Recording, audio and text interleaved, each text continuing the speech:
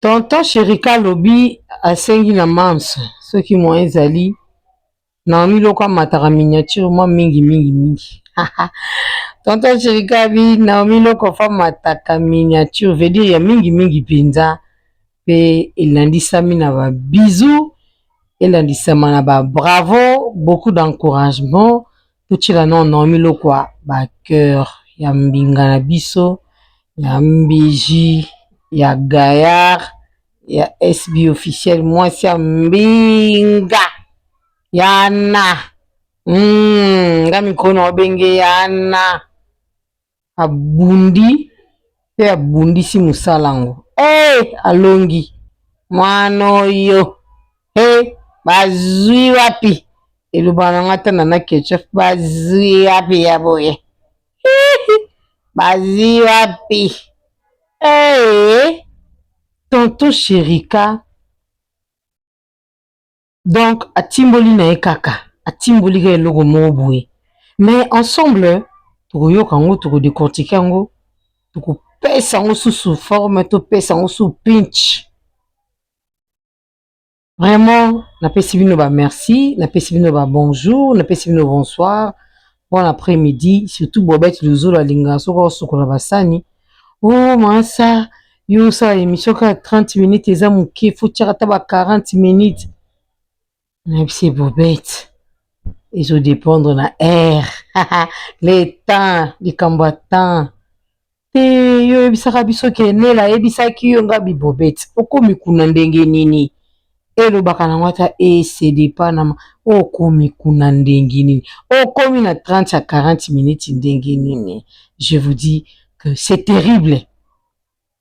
Alors likez dans nos vidéos pour na massa likez vidéo non bela bino bokita la pe deuxième chaîne na moni bino boki na bino te na moni bino boki na bino te bo sa bien te boki na bino te bo sa bien te bokende na kuna na Sandrine News fan deuxième bébé na biso donc deuxième kutu te bébé na biso sikaza wana toki to sokola ke to pokole poudre la ta pamper ça ça vraiment bien quoi taka masa na bino bino boye nanga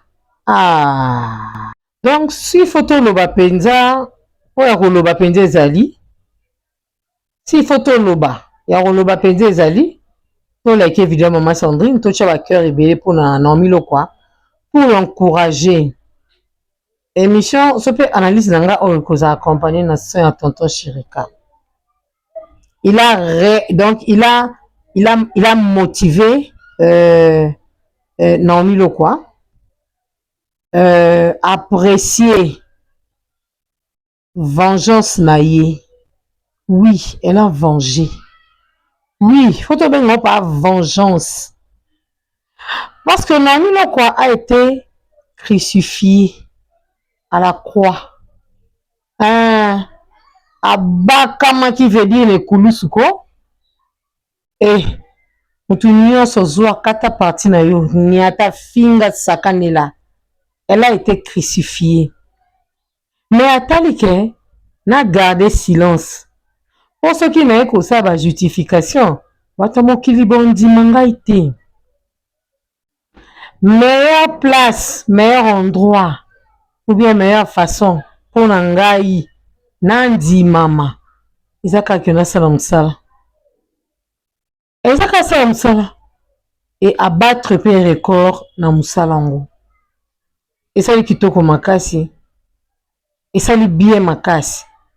Vraiment na olinga biso nyonso à travers les commentaires to cha awa na li pa na tanga bino pour na comprendre que botali film oyo impact inavouable botali série au plutôt tonton Sherika linga lo ba izaka film et izaka série parce que ça un épisode voilà merci beaucoup tonton Sherika donc ezali série une très belle série télévisée, laissez-moi vous dire la vérité, une très belle série. Et prendre fin en gros na 10e épisode. Une très belle série, tout le monde bisona so gesho AVC. Non là kende kozongi la sous mari. Et memeli gesho yombo. Grâce fit à baka et moi na kenda.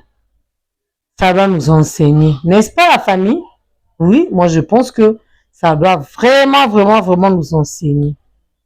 Yango moni tonto Sherika lobi to chaka Naomi loko mingi na baminyachi botani na sopi awa. Esepesi bino te. Botani na sopi na ngai awa. Yambinga baba kuki. Moni na sopi na ngai awa. Babi to sopa ye ça bien. To kata ye to sopa ye to sangisi ye na mama bango et ça la bien. Naomi ya bamanze ça la bien makasi. Donc biso toyebi histoire oyo toyebi ndenge Naomi à vivre temps moko to période sombre ya vie na ye, période mo sombre ya carrière na ye. Alors soki azalaki forte te, soki azalaki pe peut-être na baguide te, bato bakokaki kopesa ye conseil te, carrière pe elingi ekufa bongo. Oui, carrière ekufaka bongo. Otali liboso otali na se na nsima, otali likolo otali na se, otali obi te na suki na ngai na boyi natika na ngai. Alors que so na posa tika musala te, na posa sala musala na ye. Wana posa sala nde boulot parce que boulot nde makambo. Oye bien à boulot, donc elle doit vraiment travailler. Elle a bossé, n'est-ce pas la famille? Naomi a bossé. Naomi a bossé. Elle a bossé ou elle n'a pas bossé. Naomi a bossé. Abimisi nyonso bomba na kati. Abimisa ki on libanda. Et ça li kitoko makasi. Bato ba pesa ki conseil wana kanga matoi, kanga misu. Bravo na bato wana. Nzambe ya pambola bino parce que niveau ba chantage aboye. Pardon à sangilo mukili mobimba. Ezawa te. Alors, sans plus tarder, tu peux accompagner son à tonton Sherika et qu'elle est siko bien makasi. To landa ye. Si là, c'est vraiment une professionnelle. Oui. C'est vraiment une professionnelle. On ne peut pas nier en haut, soit on ne peut pas nier en haut. C'est vraiment une professionnelle. Oui. Et deuxième saison de la série, je vous dis la vérité, c'est vraiment une réussite totale. C'est vraiment une réussite. La dame a frôlé la perfection. Elle est allée vraiment dans de moindres détails et c'était plus basé sur l'histoire de Naomi. Avant de continuer, j'ai une demande à faire à Sila. Je pense que Naomi il faut ma miniature moi mingi. Parce que Luyoki te. Boyoki. Nandenga fote ko. Mama ton Sherika ton Sherika sentir nini ton Sherika moni yo pa yana o sentir nini yo ça le sengo et ça le sengo mon pour tout ça on rappelle éloge comme toi ça vivant boye on voit qu'elle est la fleur quand mon toi c'est pulmoner elle s'est donné corps âme esprit tant il y a ce que s'est donné boye tant il y a ce que des tournages naé babiso koto bato mokili fiatoko pour la décourager to kote lenso ki to lia ss akine ko sa musala tasko résultat nango yango mochile no ba cœur. Mettez vraiment le cœur pour Naomi Lokwa. Mettez le cœur s'il vous plaît. Oui que tu devrais te perdre dans soka talent boy ka biso mo te perdre dans soka mutu boy. Likolo ya les ont dit balobaki bamonaki bama yebisa bama yoka babiloko wana ezalaka kitoko te.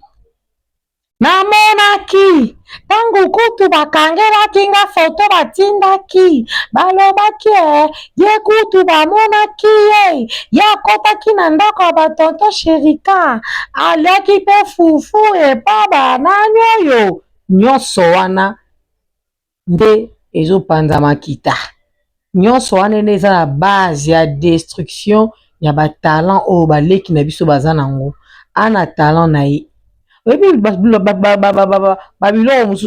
à partir de Naomi Lokwa, moi je peux dire ceci. Naomi, mais voir même la début, hein. Atia frousse mort boy. Alors qu'elle a un talent. coaching kaka kota lisusu esala bien. Même tonton Chérika baksa sous coaching likolo awa. Tonton na biso Vincent Chiluizi baksa sous coaching likolo awa. Au moins ka ndenge epesa. Même si akisa lisusu. Azaki na mwa faussement boye. Au moins pour ça bimisa loko mo mazo koko bimisa te na ba commentaire bato mokili na ba bifinga finga ebi na été. Il faut laisser le temps au temps.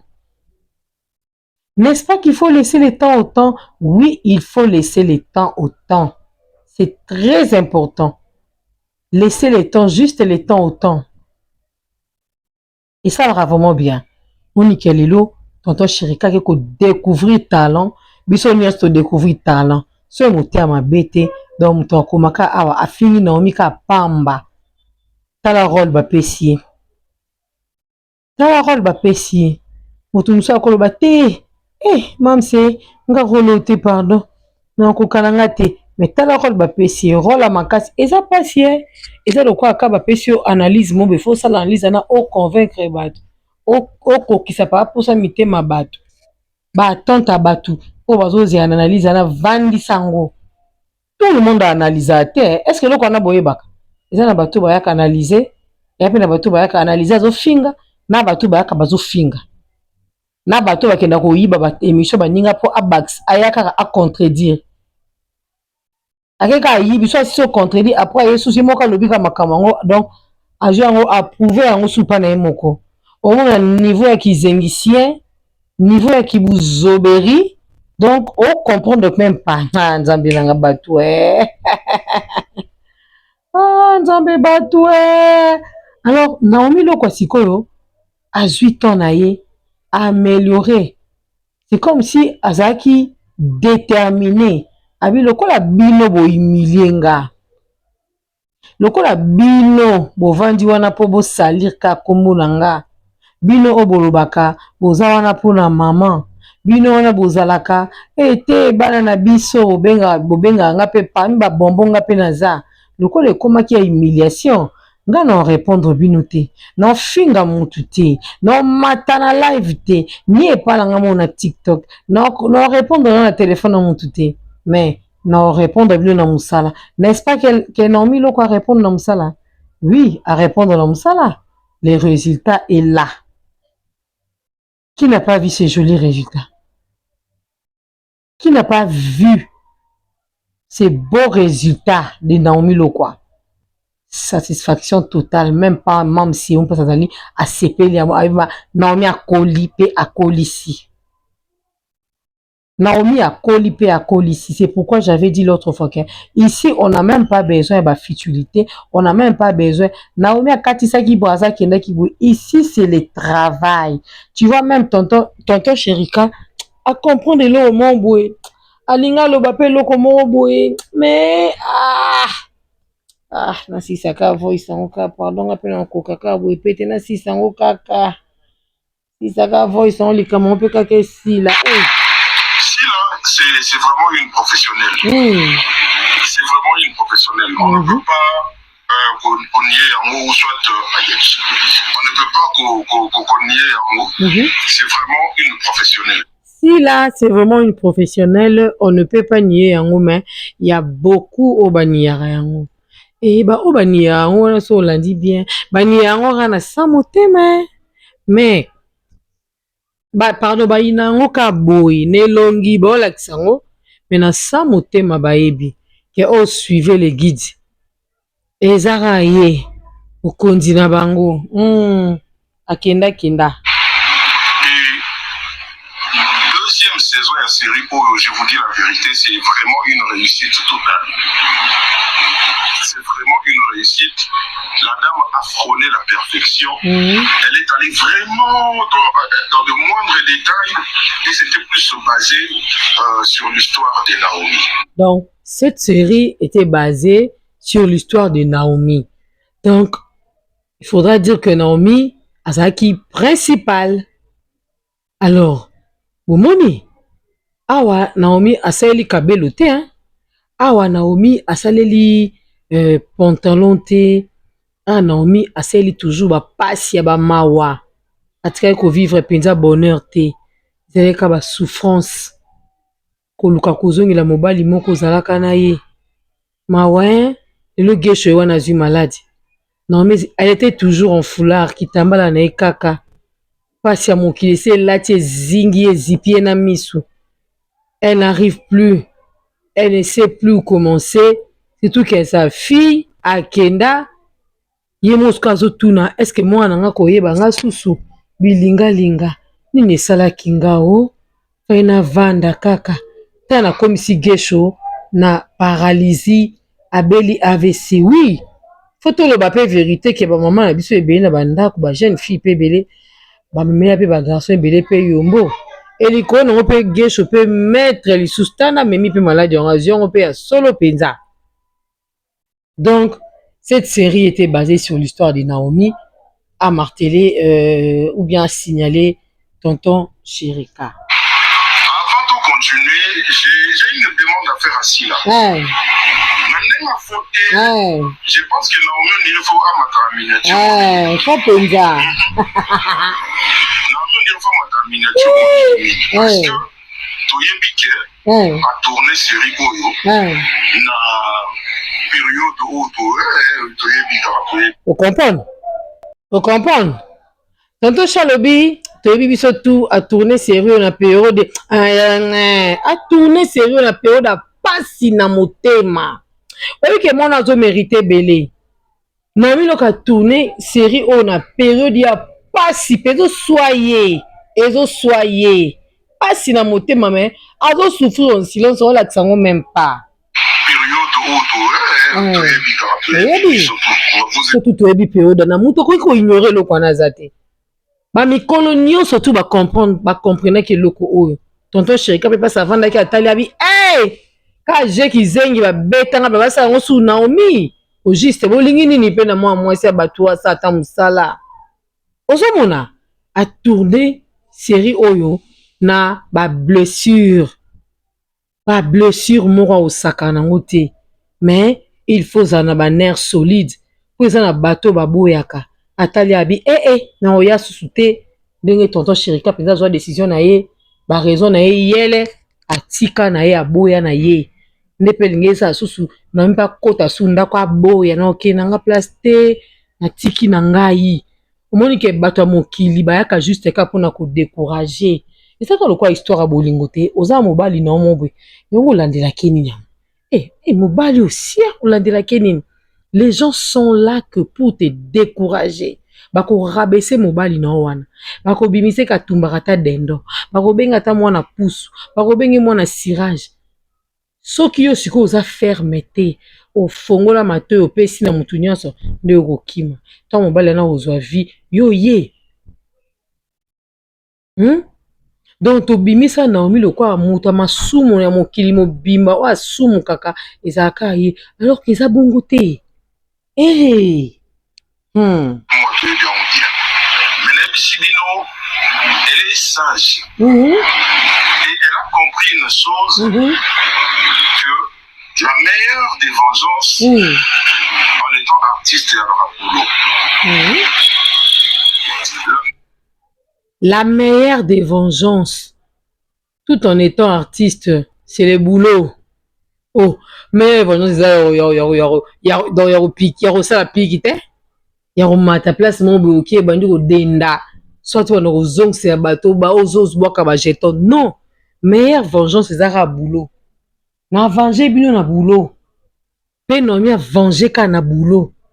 Azong si ka musala, oui non ça ka musala. Et c'est ici là. C'est ça la grandeur. Et c'est que moi j'appelle sagesse et intelligence. En étant artiste et à leur boulot. Et sage. Et elle a compris une chose que la meilleure des vengeances en étant artiste et à leur boulot. La meilleure des vengeances en étant artiste et à leur boulot. Naomi, petite sœur, félicitations à toi. Merci beaucoup, tonton Chirika. Naomi, je pense que place aux Ali, Oyambi, félicitations, tonton Chirika. oyambi ya biso nyonso, oyambi ya bakuku nyonso, o nyonso bakotala film o. Parce que nga loba toujours que l'union fait la force. Mam saza moto akabola lumière na ye na bino nyonso bo entouraka ye. Bino nyonso bo respectaka ye. Ponga omoni ngai na matière o batonga ki basala ki boye. Na mona ngo kutu débatté. Na lingaka te pourquoi? Parce que totonga na biso kaka. Totongaka na biso kaka po mamsa akozala wana aseki na bino bolie na ye po apesi mpe mokongo ake atongi ye totongaka na biso ye mpe atikali mpe so ali mpe niati na ye parce que toza na biso bahumain toza na biso baparfait te mais eloko malamu ezali joli geste oyo Naomi Loko asali eloko oyo Naomi Loko asali kitanu siko mpe ya koboyaka kozongaka na bafaute oyo. Tout le monde n'est pas Naomi Loko. Tout le monde ne peut pas supporter. Oui, tout le monde ne peut pas supporter. Voilà un peu la famille. Est-ce qu'on peut continuer avec les encouragements ou bien les sons de tonton Chéri? Oui, on peut. Vengeance en étant artiste et à la boulot.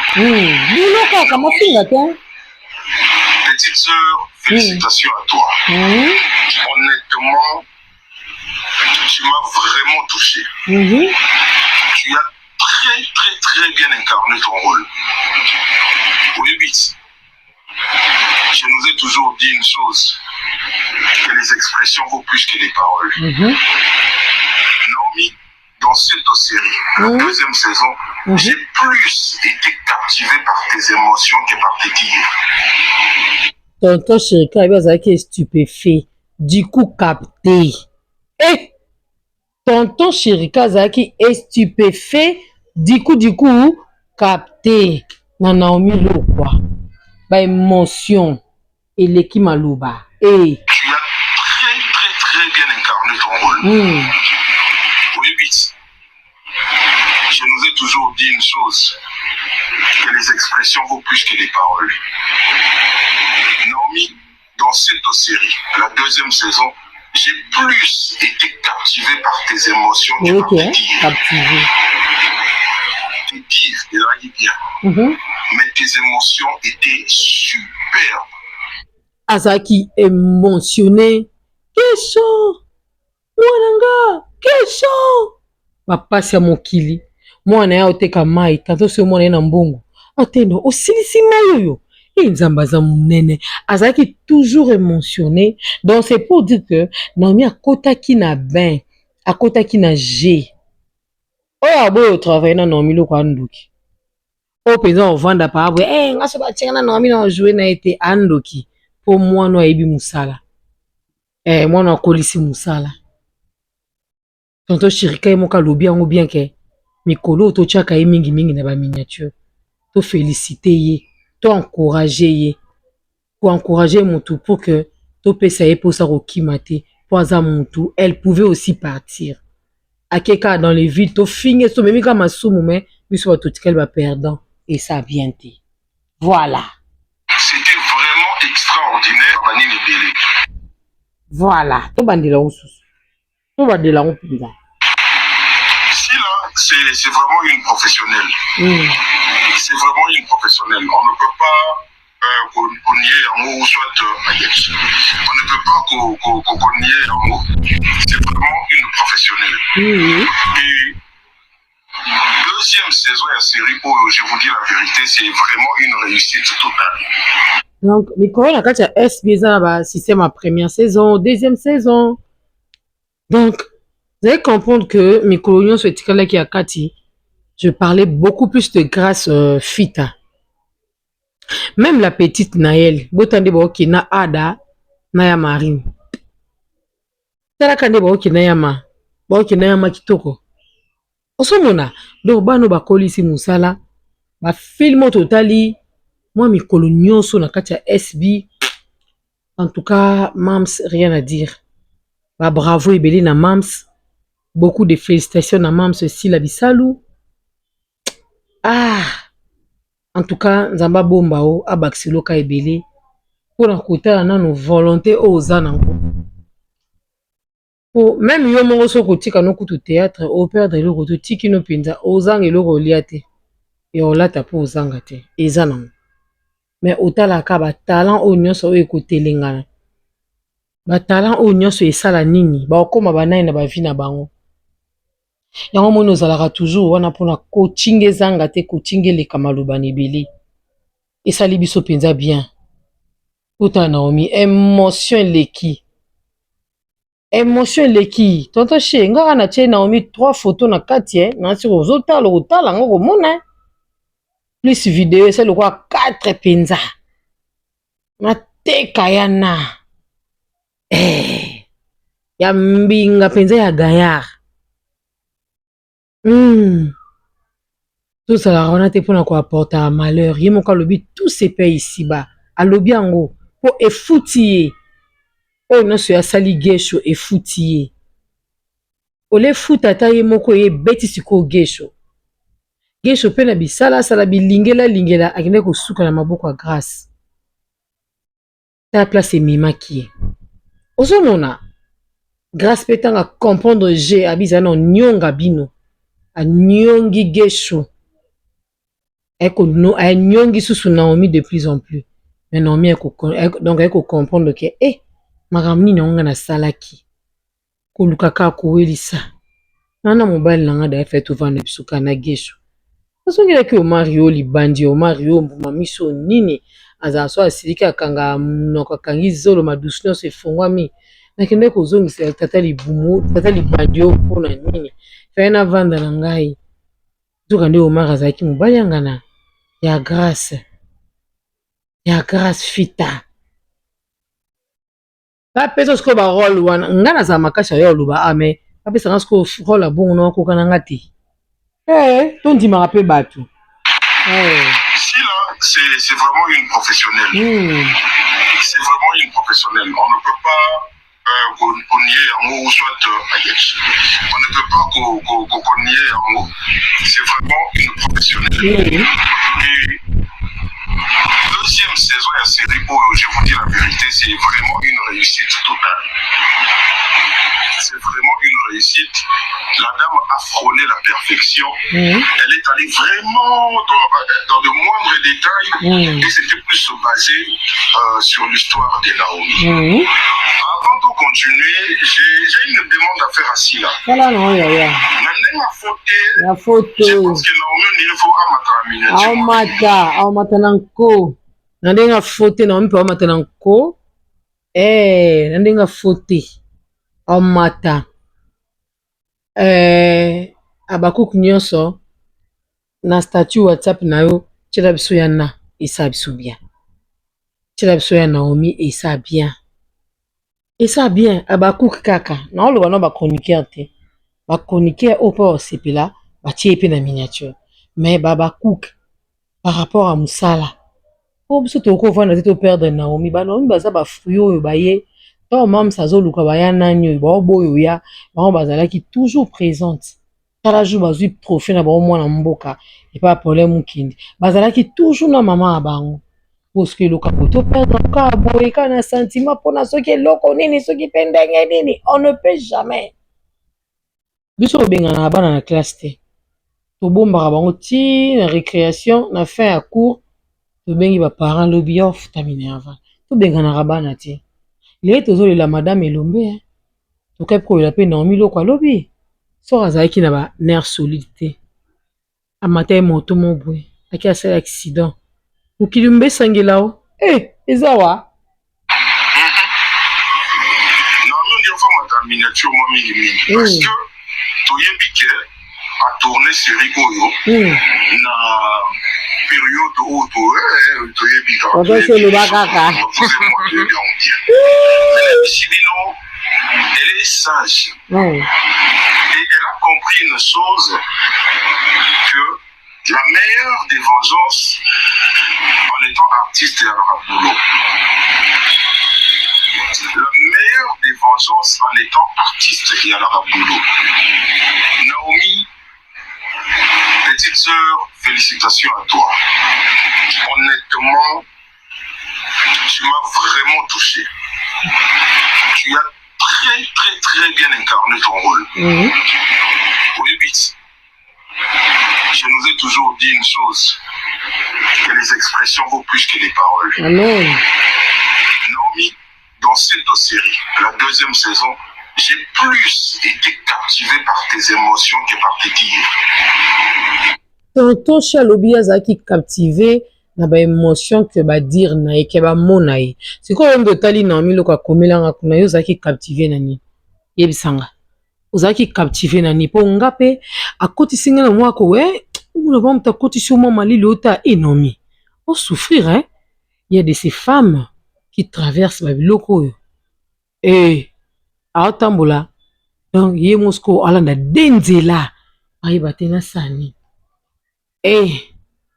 Nazoluka na bosana nazokoka te kolinga ye nazokoka te ya likambo somo likambo kilo likambo munene. En tout cas Naomi Lokwa, de ma part je te félicite aussi, je t'encourage d'aller encore une fois de l'avant. Okende musika makasi, okende plus loin, osa lisusu, osa relève. Déjà, on active so force na yo. Oso, pipe ba o nyonso ri ko sopa. Oki si ba on peut sonner belé. Donc, beaucoup d'encouragement, ma chérie. Force à toi en tout cas. Lelo tokai koza tokomika Naomi pa mwana mabe abwaki jeton Naomi boye mais otali nyonso wana te. Obike, maman benga na tournage à SB na kei. Maman, est-ce qu'on peut faire la vidéo? Maman, ça la vidéo est comme si mon kill. Non, mais c'est une vidéo na mams. Oh, mais bon, mams ça benga ni. Atindi ba benga na. Oh, et son nini émotion. Yo mon tonton cheka lobi, ba émotion eleki maluba. Ba émotion mo tozwa ki jour wana. Ya tozwa ki ba mpala. Tozwa ki suka na émotion. Alors, to timbola baninga mabulu te. Ke ba peso do timbo libulu timbo lango moi mesure moi bien que soki soki raté muninga et ko yo mto ko kota pour ça peut la facilité à komi bimisa sans que ba ko bimiso pour ko timbo la pe libulu so e kote dio to linga te baninga ba chela biso fonde to linga te baninga ba chela biso dima motema ezoki motema eziki muto ole na sa motema yozo kansaka Naomi azo tourner maintenant ba choc azo tourner mazolela. T'abon soka chelio dim yo za un problème kana nzambe. Donc c'est un peu ça. Tes dires, il allait bien. Mais tes émotions étaient superbes. C'était vraiment extraordinaire, Manine Bélé. Vraiment. Merci. C'était tonton Ché. Merci beaucoup. Au côté si biso penza na au pesinga sous posa moro boye. Ça linga vraiment bien. J'ai beaucoup aimé tonton. Que Dieu t'assiste aussi. Voilà. Nous sommes qui est Kaliboso. Mam ceci la bisalo abi fulangenge. Maître d'école. Maître d'école vraiment. Négo saranongote. École de formation. C'est la formation. Naomi, esprit lenda, esprit kemba. Moku apenza. Et na gauche, na droite, et na est, ouest, nord, sud.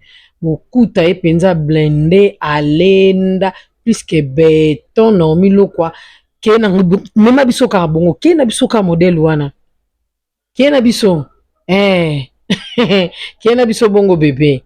Je t'aime beaucoup en tout cas. Naël c'est bon, Grâce Fita c'est bon,